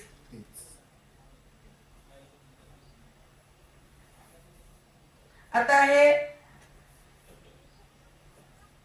बंडीपूरचं अभयारण्य जे आहे ते कर्नाटकचे जे काही हत्ती आहेत त्या हत्तींसाठी प्रसिद्ध आहे. म्हणजे आपल्याला बऱ्याचशा गोष्टी असतात की त्याच्यामध्ये एखादी गोष्ट आपल्याला माहित नसेल तर आपल्या लक्षात येत नाही की बाबा रे एखादी गोष्ट आपल्याला या अनुषंगाने द्यायची आहे तर आपण ती कशी पाहिली पाहिजे किंवा कशा अनुषंगाने गेलं पाहिजे. छोट्या छोट्या गोष्टी लक्षात ठेवायच्या की बाबा पर्वतरांगा आहेत, सह्याद्रीच्या पर्वतरांगा आहेत, तर त्या कशा आहेत, कुठून आहेत, काय काय त्याच्यात गावांची नाव येते, हा सुद्धा उल्लेख त्याच्यामध्ये टाकणं गरजेचं आहे. आता काझीरंगा अभयारण्य आहे ते कुठे आहे तर आसाम. एका शिंगाच्या गेंडा मृग आहे त्याच्यासाठी ते प्रसिद्ध आहे. गीर अभयारण्य आहे गुजरात मध्ये आहे. किंवा आशियाचा जो सिंह त्याच्यासाठी. आता हरितगृह जे आहेत त्याच्यावरती प्रश्न येतो, म्हणजे येतोच बरं का, बऱ्यापैकी येतो. आता हरितगृहावरती जर का आपण पाहायला गेलो तर हरिमगृहामध्ये बाहेरून सूर्यकिरण जेव्हा आत येतात आणि जमिनीला पोहोचल्यावर पुन्हा परावर्तित ती सूर्यग्रह होतात, त्यातल्या आतील सूर्यग्रहणांमध्ये बाहेर जात नाही. म्हणजे हरितगृहामध्ये जे तापमानाची वाढ होते आणि तापमानावर उपयोगी पडलेल्या हरितगृहांमध्ये असलेल्या वनस्पतींना उपयोग होतो, तिथल्या वनस्पती चांगल्या तयार होतात. मग त्याची रचना, त्याच्यावरती ओझोनचा सुद्धा महत्वाचा, मगाशी आपला अल्ट्राव्हायोलेट रेज, आम्ही फक्त युव्ही सनस्क्रीन घेताना बघतो युव्ही प्रोटेक्टेड. अरे युव्ही म्हणजे काय तर अल्ट्राव्हायोलेट. या गोष्टी आपल्या लक्षात यायला पाहिजे. ओझोनचा छिद्र म्हणजे रेफ्रिजरेटर, वातानुकूलित यंत्रणा इत्यादीमध्ये CFC म्हणजे क्लोरोफ्युरो कार्बनचा वापर त्याच्यामध्ये केला असतो. रेफ्रिजरेट किंवा वातानुकूलित मध्ये CFC ह्या वायू असतो. याचा लॉंग फॉर्म काय आहे तर क्लोरोफ्युरो कार्बन, हे आपल्याला माहिती पाहिजे. CFC चा ओझोन बरोबर संयोग झाल्यावर ओझोनचा थर नष्ट होतो. कधी ओझोनचा थर नष्ट होतो तर CFC चा आणि ओझोनचा संयोग झाल्यावरती हा थर नष्ट होतो. या गोष्टी आपल्याला यातनं लक्षात येणं गरजेचे आहे. आता हे मी तुम्हाला पर्यावरणाच्या अनेक गोष्टी या ठिकाणी सांगितल्या. आता पर्यावरणाच्या आपत्ती पण आहेत ना, का नाही आहेत? 2019 ला पूर आला, पूर सदृश्य परिस्थिती झाली, भूकंप येतोय ना, सुनामी येते. मला वाटतं ते सुनामी आपल्याला माहित नव्हतं, पण तो मध्ये जेव्हा सुनामी आली किंवा सुनामीचे विषय म्हणजे काय आहे तर आपण आपल्या घरातल्या लहान मुलांना जरी सांगायला गेलो तर आपल्या लक्षात येत नव्हतं. तर सुनामी म्हणजे काय मला कोण सांगेल? कुठे येतो भूकंप आणि अजून त्याचा परिणाम काय होतो? सुनामी जरी समुद्रात आली, भूकंप होतो म्हणजे भूकंप पावते. जेव्हा समुद्रामध्ये भूकंप येतो तेव्हा जरी ती कंप पावली तर तेवढ्यावरच थांबते का ती? पाण्याचा लोट सगळा बाहेर होतो, म्हणजे त्याच्याबरोबर त्या ठिकाणी ओला दुष्काळ सुद्धा येतो. ह्या गोष्टी सुद्धा बारक्या बारक्या आपल्याला त्याच्यामधल्या माहिती पाहिजे. आता पर्यावरणाच्या आपत्तीमध्ये कोणत्या आहेत? नैसर्गिक आपत्ती, मानवीय आपत्ती, भूकंप, सुनामी, ज्वालामुखी. या 5च गोष्टी आपल्याला यामध्ये पाहिजे आहेत. तुमचं 15 मिनिटांनी लेक्चर संपणार आहे. लोकसंख्या बहुतेक राहते मागे. हा ते सांगणार की मी, त्यासाठी नक्की सांगणार. जरी मी तुमच्या लेक्चर जरी इथपर्यंत जरी झालं कारण मला डिटेल द्यायचे, मी इतर सारखं ते पॉइंट या पॉइंट मधले हे बघा जा नाही. मला असं वाटतं तुम्हाला ती डेप्थ मिळाली पाहिजे. जरी नाही झालं तरी मी ते त्याच्या नोट्स देईन, त्या सुद्धा तुम्हाला वाचल्या तरी फायदा होईल. त्यामुळे काही टेन्शन घेऊ नका. नाही तर 12:30 वाजले, मॅडम गेल्या, लोकसंख्या राहिली, असं काही करायचं नाही. तर तुम्हाला ते डिटेल आजच्या आज मिळतील तुम्हाला त्या सगळ्या नोट्स जे मी तुम्हाला इथं सांगणार होते. जेवढंच करून मी वनपट्टे सरांकडे देईन ते तुम्ही त्यांच्याकडनं घ्या. आणि शंका वाटली की आपण परत बसू एक दिवशी असंच कुठल्या तरी वर्गात आणि चर्चा करू, ज्यांना वाटेल ते, जबरदस्ती नाही. आता नैसर्गिक आपत्ती कोणकोणत्या असतात? नैसर्गिक आपत्ती म्हणजे काय? आता जी नावं सांगितली, भूकंप, ज्वालामुखी, वादळे, महापूर, उल्कापात. एक सिंपल गोष्ट लक्षात ठेवायची. आता मानव निर्मित आपत्ती म्हणजे काय? तर सगळ्यात पहिलं लक्षात काय आणायचं? भोपाळची दुर्घटना लक्षात ठेवायची. कधी झाली होती? 1984 साली भोपाळ दुर्घटना झाली होती. कोविड-19 आहे, व्हायरस विषाणू.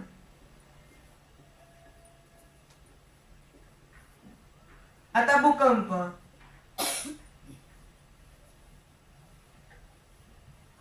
म्हणजे ज्वालामुखीचा उद्रेक, जे खाणकाम केलं जातं, परमाणु अस्त्र, उल्कापात, वाढती लोकसंख्या, अनेक कारणांमुळे भूकंप होतो. आणि याचा परिणाम काय होतो की जीवहानी, आर्थिक हानी या होतात. आणि किल्लारीचा भूकंप झालेला 30 सप्टेंबर 1993 साली किल्लारीला मोठा भूकंप झालेला. सुनामीच्या लाटा आहेत. 26 डिसेंबर 2004 ला जी सुनामीचा सगळ्यात मोठा प्रकोप झाला होता, ती एक तारीख थोड्याफार लक्षात ठेवायची. आणि ज्वालामुखी म्हणजे काय तर शिलारस बाहेर येतो भूगर्भातील, त्याला ज्वालामुखी म्हणतात. आणि मग यातनं लावारस, हायड्रोक्लोरिक ऍसिड किंवा सल्फर डायऑक्साईड, हायड्रोजन, कार्बन हे वायू देखील याच्याबरोबर बाहेर पडतात आणि त्यामुळे थोडीशी आपत्ती किंवा त्रास यामध्ये होत असतो. वादळे, चक्रीवादळे असतात, हिमवादळे होतात, त्यांनी सुद्धा होतात. जे 7 ऑक्टोबर 1773 मध्ये भारतात कलकत्ता म्हणजे हगळी नदी वादळ, हिमवादळे, बर्फाच्या वादळांनी बुरान असे म्हणतात. एकाच्यावरती प्रश्न येईल असं वाटत नाही, मला काही गरज नाही याची. महापुरावरती एखाद फार विचारलं जातं. रेती वादळे असतात म्हणजे वाळवंटात, मला वाटते वाळवंटाला इंग्लिश मध्ये डेझर्ट म्हणतात ना, बरोबर ना? डेझर्ट ना, म्हणजे इंग्लिश मिडियमची मुलं म्हणतात म्हणून त्याचं काहीतरी असं. मला एकदा मुलगा म्हणला डेझर्ट वरती मला आर्टिकल लिहायचे, म्हणलं लिही, त्यात चिकू घालतात, मोसंबी घालतात, हे घालतात. म्हणला आई तू मराठी मिडियम आहे मी इंग्लिश मिडियम आहे. म्हणला ते वाळवंटाचं समजतं चिक्कू फळं मी घालून काय करू. मी मुद्दाम त्याची गंमत करत होते. मग तूच म्हणतो की कधीतरी स्वीट डेझर्ट कट. अगं आई ते डेझर्ट वेगळं हे डेझर्ट वेगळं. म्हणजे हे सुद्धा लक्षात ठेवायचं की हे वाचताना ते आठवायचं. हे वाळवंट नाही आवडत आपल्याला मग तिथं चिक्कू फळं वगैरे आठवायची. सोप्या सोप्या गोष्टी असतात की त्यातनं अभ्यास खूप छान होत असतो. आणि मग प्रदूषण सगळ्यात मोठा भाग. पर्यावरणाचा अभ्यास का करायला लावलाय तुम्हाला? प्रदूषणापासून आपण कुठंतरी लांब जावं, प्रदूषण रोखावं, थांबवावं म्हणून आहे. मग एअर पोल्युशन आहे, हवा प्रदूषण आहे, आम्ल वर्षा आहे, ऍसिड रेन आहे, है ना. म्हणजे या गोष्टी होतात. हवा प्रदूषण आहे म्हणजे या गोष्टी होत असताना वाहनांद्वारे होणारे जे प्रदूषण कमी करण्यासाठी भारत सरकारने म्हणजे भारतभर जे काही अभियान चालवले त्याच्यात हवा प्रदूषण रोखण्यासाठी केलं. म्हणजे पेट्रोलवर चालणारी वाहनं सर्वाधिक घातक आहेत, कार्बन मोनॉक्साईडची निर्मिती करतात. म्हणजे पेट्रोलवर चालणाऱ्या वाहनातनं कोणता वायू बाहेर उत्सर्जित होतो तर कार्बन मोनॉक्साईड हे माहिती पाहिजे. इथेनॉल हे पेट्रोलला पर्यायी म्हणून इंधन तयार केलेले आहे ते माहित पाहिजे आम्हाला. हवा प्रदूषणामध्ये घरगुती हवा प्रदूषण पण देखील होत असतं. धूम्रपान केल्यामुळे निकोटीन हे विषारी द्रव्य मानवी शरीरामध्ये प्रवेश करत असतो, त्यामुळे कर्करोग वगैरे होतो. ते आहे म्हणजे कोणत्या याच्यामुळे कर्करोग होतो धूम्रपानातील तर निकोटीन माहिती पाहिजे. हवा प्रदूषणाचा परिणामाने काय होतं तर फुफ्फुस रोग, कर्करोग, कॅन्सर हे हवा प्रदूषण केले जातं. आणि हवा प्रदूषण नियंत्रण कायदा 1981 ला या कायद्यामध्ये हवा प्रदूषण नियंत्रण ठेवण्यात आली. साऊंड पोल्युशन, ध्वनी प्रदूषण आपण म्हणतो, एवढं म्हणतो पण आम्ही लावायचा तेवढा टेप लावतो, लावायचं तेवढं डीजे लागले की आम्ही जाऊन उभं राहतो. सगळं माहितीये का. म्हणजे मी आता गणपतीच्या ह्याच्यात ऐकलं एक मुलगा मिरवणूक बघायला गेलेला डीजे जवळ थांबला आणि घरी येऊन बसला. सगळे त्याच्याशी बोलत होते घरातले आणि तो म्हणतोय माझ्या बोला ना बोला म्हणते मोठ्याने बोला. आणि आम्ही बोलतोय तू त्याचे पडदे फाटले होते. म्हणजे इतकं ते भयानक आहे. आणि तरी आम्ही तिथनं तो म्हणजे मला वाटतं त्याला असं वाटलं असेल कदाचित पडदे फाटल्यावर एक गाणं बंद झाले आता घरी जाऊया. इतक्या जवळ आम्ही जाऊन उभं राहतो. शिकतो आम्ही पण वागतो कसं माहित नाही. साऊंड पोल्युशन, ध्वनी प्रदूषण, त्याची व्याख्या, त्याची कारण, परिणाम, श्रवण शक्ती आपली कमी होते, बीपी वाढतो, आम्ल पित्त सुद्धा वाढतं आपल्या शरीरामध्ये जर त्रास होतो आणि मानसिक आजार सुद्धा होतो. सायकोलॉजीचे स्टुडंट असतील तर तुम्हाला समजेल. मनोरुग्ण सुद्धा होतो अति आवाजाच्यामुळं. एखादा माणूस कर्कश जरी घरासारखा बोलत असेल तर त्याची मेंटली जी आहे ती ऐकण्याची क्षमता संपलेली असते. परत सॉइल पोल्युशन आहे, माती प्रदूषण आहे. जे सर्वसामान्य माती म्हणजे 25% पाणी, हवा, 45% खनिजे आणि 5% सेंद्रिय द्रव्य प्रमाण असतं. हे सॉइल प्रदूषण आहे ते रोखण्यासाठी त्यांची नियमित पातळी तीच राहिली पाहिजे. जसं आपल्या शरीरामध्ये HB ची गरज आहे. आज मॅडम इथे उभे राहतात, कंटिन्युअस 2-2 तास बोलतात, परत जातात, कामं करतात. कारण मला माझा 14-15 HB मेंटेन ठेवावा लागतो. तो 7 वर आला तर कदाचित गोळ्या घेत फिरायला लागेल मला. म्हणजे आपल्याला आपली लेवलला काम करायचं असेल तर आपली मेंटेन ठेवायला पाहिजे. सगळ्या गोष्टी योगा केला पाहिजे, प्राणायाम केला पाहिजे. तसं माती प्रदूषणासाठी सुद्धा काय काय गरजेचं आहे तर 25% पाणी, हवा 45% आणि 5% सेंद्रिय द्रव्य हे त्याच्यासाठी महत्वाचं आहे. आणि माती प्रदूषण का होतं तर झाडे तोडणे, महापूर, औद्योगिक कचरा, जंतुनाशके हे सगळ्या गोष्टी त्याच्यासाठी आहेत आणि त्यापासून आपण गेलं पाहिजे. त्याला आपण काय केलं पाहिजे तर सेंद्रिय खताचा वापर केला पाहिजे, कचरा निर्मूलन केलं पाहिजे, योग्य शेतीची पद्धत अवलंबली पाहिजे, प्लास्टिकचा वापर कमी केला गेला पाहिजे. आणि वन वाढवणे, 1950 ला वन महोत्सव साजरा केला होता आणि जनजागृती केली पाहिजे हे कळलं पाहिजे. जलप्रदूषणामध्ये सुद्धा अशुद्ध पाणी जे नदीला सोडलं जातं, सांडपाण्यांचे कारखाने आहेत, घाण पाणी नदीला सोडलं जातं, जहाजातनं तेल गळती होते, रासायनिक मिश्रण आहेत, म्हणजे पॉलिमेटिकल नोड्यूल्स, आरोग्याचा परिणाम कसा होतो. तर मला वाटते 2-4 दिवसापूर्वी कुठे मला माहिती नाही सांगता नाही येणार, पाणी पिल्यावरती केस गळतात असं एक हे आला होता. या 2-3 दिवसातच मी ऐकलं. युट्यूबला होतं, फेसबुकला होतं, बातम्यात आलं होतं. तर त्या भागातलं जे पाणी होतं तिथं जी सप्लाय होते त्यात एक द्रव्य आहे, मी तुम्ही निश्चित सांगेन ते नाव मी आता लिहून नाही, लक्षात पण नाही माझ्या. तर ते पाण्यात जास्त वाढल्यामुळे ते ज्यांनी ज्यांनी पाणी पिले त्यांनी असे हात लावले तर केस हातात येत होते. म्हणजे एखादा द्रव्य आपण म्हणतो काय होतंय त्याला, है ना, म्हणजे कुठलं एखादं द्रव्य अति आपल्या असणाऱ्या केमिकलचा जरी आपण आपल्या शरीरावरती वापर केला तर त्याचाही आपल्याला विघटक परिणाम हा सोसावा लागतो. म्हणजे या सुद्धा सर्व गोष्टी प्रदूषणाशी रिलेटेड किंवा त्याच्याशी जवळ जाणाऱ्या असतात. जलप्रदूषणाची कारणे तेल गळती, जलप्रदूषण मगाशी मी सांगितल्याप्रमाणे. आता 1986 मध्ये रशियामध्ये चेर्नोबिल येथील अणुशक्तीमध्ये भयंकर दुर्घटना झाली, तेव्हा हानी झाली. तेव्हाही असणारा जलप्रदूषणाचा बराचसा भाग त्याच्यामध्ये गेला. आणि महत्वाचे पर्यावरणाच्या संबंधित महत्वाचे दिन आहे त्याच्यावर 1001 नाही 10,001% मला तरी प्रश्न येतोच. तुम्हाला हे महत्वाचे पर्यावरणाचे दिन माहिती पाहिजेत. 21 मार्च जागतिक वनीकरण दिन, 22 एप्रिलला वसुंधरा दिन, 5 जूनला जागतिक पर्यावरण दिन, 11 जुलैला जनसंख्या दिन असतो आणि 16 सप्टेंबर जागतिक ओझोन दिन पाळला जातो आणि 24 नोव्हेंबर जैव विविधता दिन. ह्याच्यावर 100% एक तरी प्रश्न येतो म्हणजे येतोच. हे तोंडपाठ पाहिजेत तुमचे. जसे तुम्ही कम्प्युटरमध्ये नाही का गिगाबाईट, मेगाबाईट, ते कम्प्युटर सरांनी शिकवलं, तुम्ही ते पाठ केलं असेल. 1 बाईट म्हणजे, किलोबाईट म्हणजे काय, मेगाबाईट म्हणजे काय, ते सगळे पाठ केले असतील. तसे हे 5-6 आता जे आकडे सांगितले ते तोंडपाठ पाहिजे. 21 मार्च, 22 एप्रिल, 5 जून, 11 जुलै, 16 सप्टेंबर, 24 नोव्हेंबर. जागतिक वनीकरण दिन 21 मार्च, 22 एप्रिल वसुंधरा दिन, 5 जून जागतिक पर्यावरण दिन, 11 जुलै जनसंख्या दिन, 16 सप्टेंबर जागतिक ओझोन दिन आणि 24 नोव्हेंबर जैव विविधता दिन. क्योटो करार आहे त्याच्या अनुषंगाने माहिती पाहिजे तुम्हाला. हा जो क्योटो करार आहे ना, तो प्रश्न माझा चुकला होता. -67 मार्क मी या करारावर घालवले. क्योटो करार जो आहे पर्यावरणातील बदलवर कार्यक्षम जे काम पाहिलं जातं ज्या करार, जपान देशातील क्योटो करार डिसेंबर 1997 मध्ये एक परिषद भरण्यात आली होती. आणि यामध्ये या करारात कोणता देश सहभागी झाला नाही असा काहीतरी प्रश्न आलेला. त्याचं उत्तर अमेरिका होतं. मी जपान लिहिलं होतं आणि मी त्या दिवसाचा मानकरी ठरले होते. हा ह्याच्यावर प्रश्न येतोच. आता पर्यावरणात रक्षण करण्यासाठी भारत देशातील झालेली आंदोलनं आहेत ती आहेत. आता पट्टे सर बरेचसे मुद्दे आहेत सर.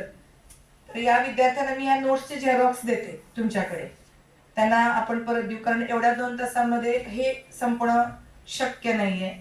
मी पर्यावरणावरती ऱ्हास करणारे घटक बरेचसे कायदे आतापर्यंत सांगितले, बरीच माहिती दिली मी त्यांना. प्रश्न कसे येतील, कसे विचारले जातील हे दिले. पण लोकसंख्येला अजून आम्ही स्पर्श केलेला नाही. तर त्या लोकसंख्येच्या अनुषंगाने जे काही नोट्स आहेत मी त्या देते. त्या सोप्या आहेत म्हणून मी तुम्हाला त्याला जास्त भर नाही दिला, कारण त्याच्या अनुषंगाने जर का आपण पाहिलं, पर्यावरण रक्षण करणाऱ्या संस्था आहे, बॉम्बे नॅचरल हिस्ट्री ऑफ मुंबईच्या अनुषंगाने, परत CCEE म्हणून आहे, centre for the environment education आहे. म्हणजे याचे लॉंग फॉर्म्स आहेत, ते सगळे तुम्हाला मी देते. 1985 मध्ये गंगा नदी स्वच्छता अभियान कार्यक्रम घेतला गेला. हे तुम्हाला वाचलं की लक्षात येईल. आता जसं तुम्हाला टेक्निक सांगितलं की कोणत्या पॉइंटकडे तुम्ही कोणत्या अनुषंगाने पाहायचं. आता जागतिक तापमान वाढ आणि भारत ह्याच्यावरती ठीक आहे, फार नाही, पण जे मगाशी पर्यावरणाचे मुद्दे ज्याला ज्याला भर दिली त्याचा अभ्यास चांगला करा. निर्मल स्वच्छ विकास तंत्र हा मुद्दा लिहून घ्या, ह्याच्यावरती 100% प्रश्न विचारले जातील. आणि पर्यावरण प्रदूषण असू दे, वायू प्रदूषण आहे जे मगाशी सांगितलं त्याच्यावर आहे, घन कचऱ्याचे प्रकार याच्यावर सुद्धा विचारलं जातं. घन कचऱ्यावरती व्यवस्थापन कसं केलं गेलं पाहिजे, प्रकार आणि व्यवस्थापन कसं गेलं पाहिजे हे आपण त्याच्याविषयी अभ्यास पाहिला पाहिजे. कचरा व्यवस्थापनचं सुद्धा आहे.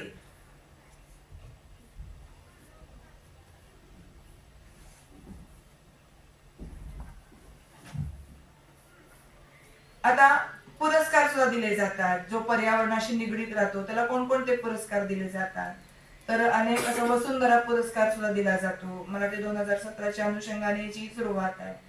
आणि वेंगुर्ला येथे फिलचेचे करार व्यवस्थापनात बऱ्याचशा गोष्टी यामधनं देण्यात आल्या होत्या. भूजलस्तोत्र आहे, जलसुरक्षा आहे. आणि हे सगळं आलं की हे सगळं येतं सगळं पर्यावरण आणि विकास, पर्यावरण आणि डेव्हलपमेंटच्या अनुषंगाने. आता असं जर का आपण थोडस पुढे गेलो, यातले 1-2-3 शेवटचे पॉइंट जर का पाहिले आणि पुढे जर का आपण गेलो तर आपल्या एक लक्षात येतं की यामध्ये मानवाशी असणाऱ्या म्हणजे आपण लोकसंख्या वाढीची करणं, लोकसंख्या वाढीवरती प्रतिबंधक उपाय किंवा शिक्षण या बाबी त्याला जास्त महत्व द्यायचं. त्याचे कायदे कोणते आहेत, त्याच्याशी जवळ जाणाऱ्या बाबी कोणत्या आहेत हे सुद्धा आपल्याला त्या ठिकाणी पाहणं गरजेचं आहे. तर सर थांबलेले आहेत. वेळेअभावी मला जास्त पुढं नेता येत नाहीये, पण मी जे तुम्हाला जे काही बोलले आता हे जे महत्वाचे 5-10 पानं आहेत मी सरांकडे देईन. आज देईन, अगर मी उद्या सोमवारी देईन. तुम्ही कॉलेजचेच विद्यार्थी आहात. जे कॉलेजचे विद्यार्थी नसतील, वाटते कोण नसेल असं, हा, तर ते ग्रुपवर टाकतील, स्कॅन करून टाकेन मी. ते तुम्ही सर्वांनी प्रिंट काढा, वाचा आणि जिथं कुठे शंका वाटेल तिथं मला तुम्ही कॉल करा. माझा नंबर आहेच तुमच्या सगळ्यांकडे. आणि येणाऱ्या होऊ घातलेल्या 4 मे, जसं शोले पिक्चर बघितला असेल तर कितने आदमी थे, तसं सारखं मनाला विचारा की सेटची परीक्षा कधी आहे, कब है सेट की एग्जाम. सारखं रोज उठलं की एकदा म्हणा मी सांगितलेले सूत्र अवलंबा. सिलेबस पूर्ण लक्षात आला पाहिजे. सिलेबस ज्याला कळला तो पेपरला जरी बऱ्यापैकी अभ्यास करून गेला तरी तो यश मिळवेल. कारण कशात काय आहे हे कळणं गरजेचं आहे. आणि मी दिलेले जे ट्रिक्स आहेत त्या वापरा. पाठांतर करण्यापेक्षा आपल्या नोट्स आपल्या आवाजात रेकॉर्डिंग करा, त्या ऐका आणि ऐकताना हेडफोन घालून ऐका.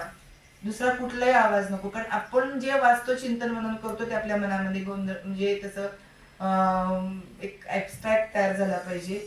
आणि त्यापासून पुढे तुम्ही छान अभ्यास करा. तुमच्या अपेक्षेप्रमाणे मी तुम्हाला ज्ञान दिलं असेल असं मला वाटतंय. जिथं कुठला एखादा टॉपिक घटकला आपला स्पर्श झाला नसेल त्याच्या नोट्स दिल्या जातील आणि तुम्ही त्या अनुषंगाने त्याचा अभ्यास करा. जिथं शंका असतील तिथं निश्चित मला विचारा, मी निश्चित आपल्याला मार्गदर्शन करेन. मनबट्टे सर, आदरणीय महाविद्यालयाने मला ही संधी दिली त्याबद्दल मी त्यांची आभारी आहे. आणि अशीच संधी मला आपण दिली तर मी विद्यार्थ्यांना निश्चित मार्गदर्शन करेन. मी आपल्याला ग्वाही देते. खूप खूप धन्यवाद. जय हिंद, जय कर्मवीर.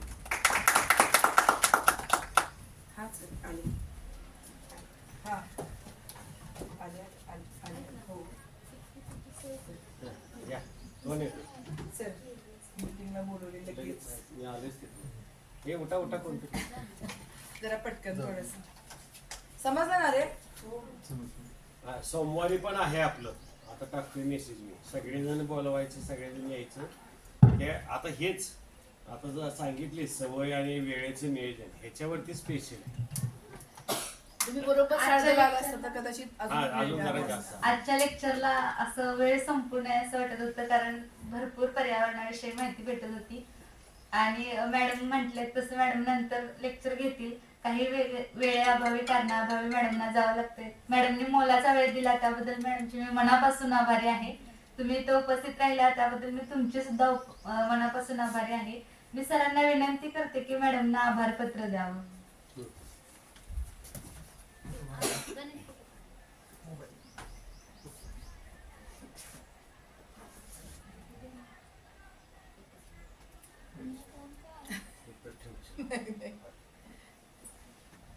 काढता तुम्ही काढतो लगेच टाका.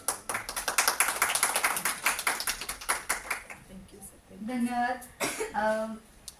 आजचा कार्यक्रम इथं संपला असं म्हणजे यायचं. सोमवारी पुन्हा इथंच यायचं हीच वेळ. ठीक आहे, मी टाकते ग्रुपवर. Okay, all the best.